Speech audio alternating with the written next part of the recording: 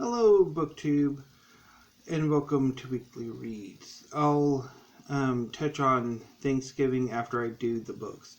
I've had a pretty mixed reading week. I finished The Story of Egypt by Joann and Fletcher. This is the last book of my nonfiction November TBR, and I quite liked it. I mean, it was a reread. And if you had to have only one history of ancient Egypt, The Story of Egypt would be a good choice. I especially like how Fletcher focuses more heavily on royal women compared to a lot of earlier histories, and how she explores their role, their importance, that in many ways they had a more co-equal power and responsibility than a lot of earlier, more sexist histories of Egypt gave them. And I also like her exploration of Egyptian society outside of the royal circle. My one critique of the book is the focus on the building was a little excessive at times, I think. But given that most of what we have from ancient Egypt are the buildings, it's to be expected. But definitely, I really enjoyed the book and highly recommend it. So, since The Story of Egypt wrapped up my nonfiction November TBR, and I have been feeling a bit overdosed on history for the past few weeks, I decided to forego reading any big nonfiction books and focus instead on some fiction and some manga and National Geographic. So with the National Geographic, I try to read them sort of in the style that Steve Donahue does. I'm trying to learn how to read without subvocalizing. And it's not going very well. I'm not enjoying it as much as I do subvocalizing, but I'm going to keep at it. I also read some manga. I finished off the Kindle Unlimited run of Seven Deadly Sins, volume number 6. It was quite good. It continued pretty much off from volume 5, where the group of the Seven Deadly Sins are fighting to claim Diane's sacred treasure, and eventually the finals are interrupted by an attack from the Holy Knights, who continue to prove how absolutely terrible they are, and why very few people can see this beyond me. But anyway, and I also read 2 volumes of Fairy Tale, 9 and 10. 9 wraps up the Phantom Lord arc and gives quite a few chapters to Lucy. And then volume 9 begins a new major arc and focuses on Urza and her history. And I enjoyed both quite well. Again, I wish I had never gotten rid of my manga collection, and I kind of wish I start recollecting them, and I've been saying that for weeks now, probably months now, and I still haven't done it. Oh well. So, I also started some fiction. Before I read the manga, I tried to read Jenny Zhang's Sour Hearts, a collection of short stories, and I bailed. They were just absolutely terrible. The writing it was dead, and the characters were flat and just droning. And so I bailed, and I'm not entirely sure what attracted me to Sour Hearts. I think she's probably a better poet than she is a prose writer, but yeah. And then after I read some manga and some National Geographic, I started on a Bale Redemption space opera by Catherynne and Valente. I've previously bailed on this novel twice, and third time's the charm. I finished it today, and I'm not entirely sure what to make of it. I like the book. I love it. It's vintage Valente. It's well written, experimental, metafictional, or just meta extra. But at the same time, I'm not entirely sure she should have used Earth as the focal species. Because, so basically, space opera is about humanity's first contact with aliens. And essentially, to prove that humanity is sentient, humanity must compete in basically the Intergalactic Grand Prix, or Eurovision in space. And if humanity comes in last place, we will be eradicated. And so after first contact with an alien species called the Eska, who sort of act as chaperones to the human representatives to this Eurovision in space, the musical group chosen is a bit problematic in the sense that basically they're a glam rock band. Now, glam rock largely had its heyday in the 70s, and the novel takes place in, say, the 2030s, 2040s. And it's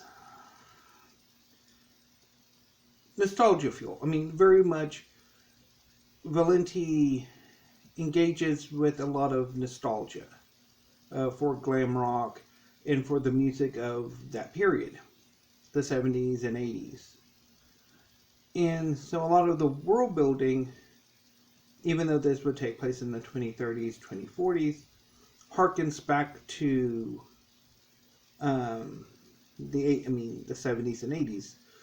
The most noticeable example is where the current Queen of England is Charlotte I, even though William V would probably still be king, and also that George VII would trump Charlotte I.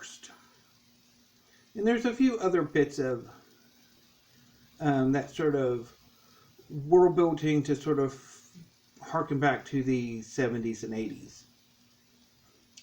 There's a prime minister who's very much Margaret Thatcher.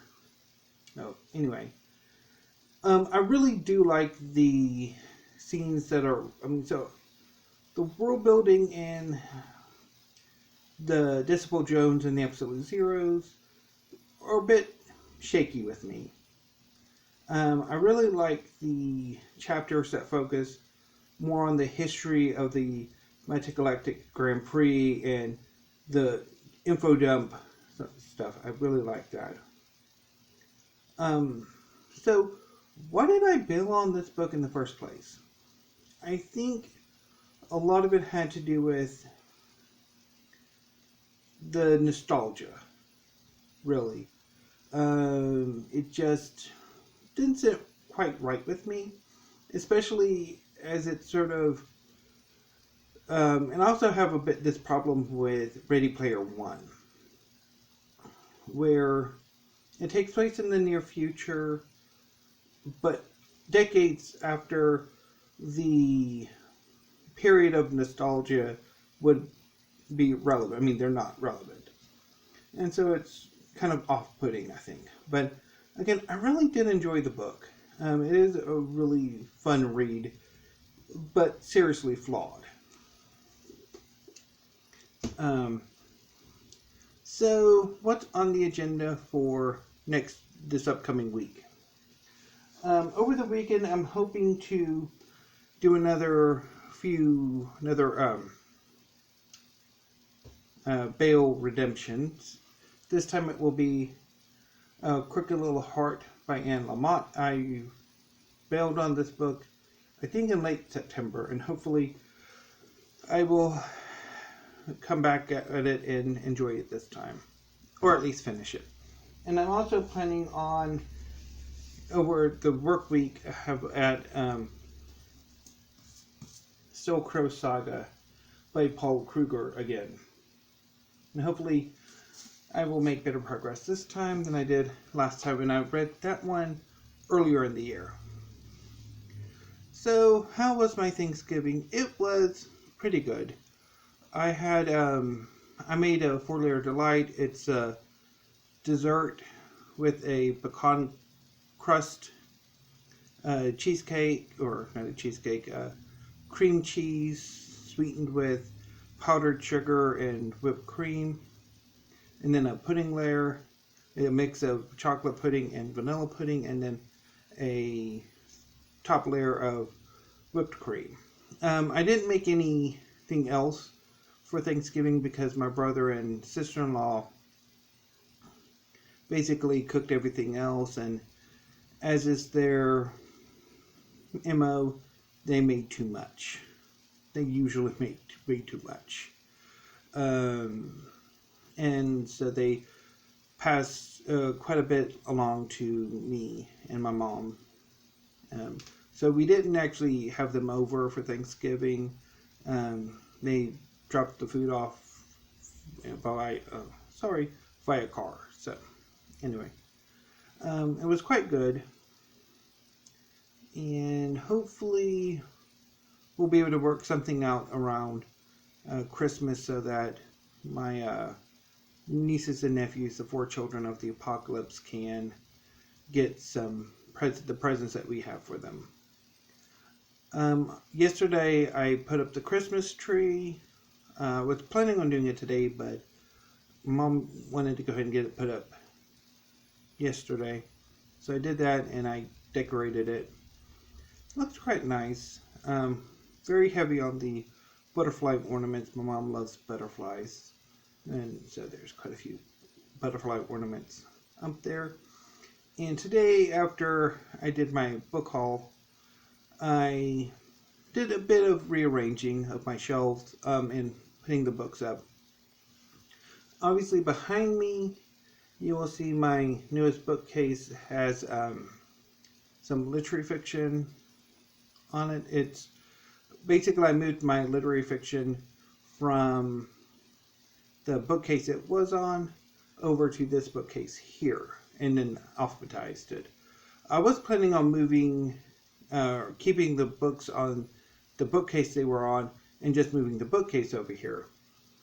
But unfortunately, this bookcase didn't quite fit where I wanted it to go, so I went ahead and just moved it back and moved the literary fiction onto it.